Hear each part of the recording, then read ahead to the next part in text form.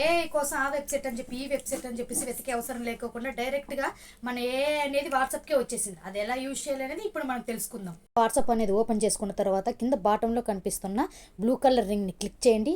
ఆటోమేటిక్గా మనకి AI చాట్లోకి convert అవుతుంది. దీని తర్వాత మనం ఇక్కడి నుంచి మనం ఎలాంటి ప్రాంప్ట్ ఇచ్చైనా సరే మనము ఎలాంటి పిక్చర్స్ అయినా ఇక్కడి నుంచి క్రియేట్ చేసుకోవచ్చు. అలాగే వంట రాని వాళ్ళు కూడా ఇక్కడి నుంచే మనము వంట కూడా నేర్చేసుకోవచ్చు. అది ఏ విధంగా అనేది నేను ఇప్పుడు ఎగ్జాంపుల్కి చూపిస్తున్నాను.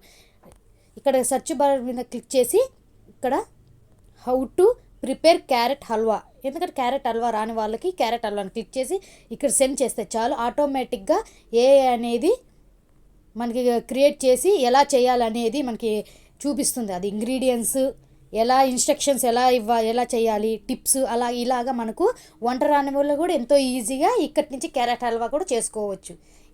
ఈ అప్డేట్ అనేది కొన్ని వాట్సాప్ మాత్రమే ఇచ్చున్నారు కాబట్టి మీరు ఎవరు కూడా బాధపడకండి. ఖచ్చితంగా కొంచెం టైం తీసుకొని ఖచ్చితంగా మీ వాట్సాప్లో కూడా అప్డేట్ అవుతుంది.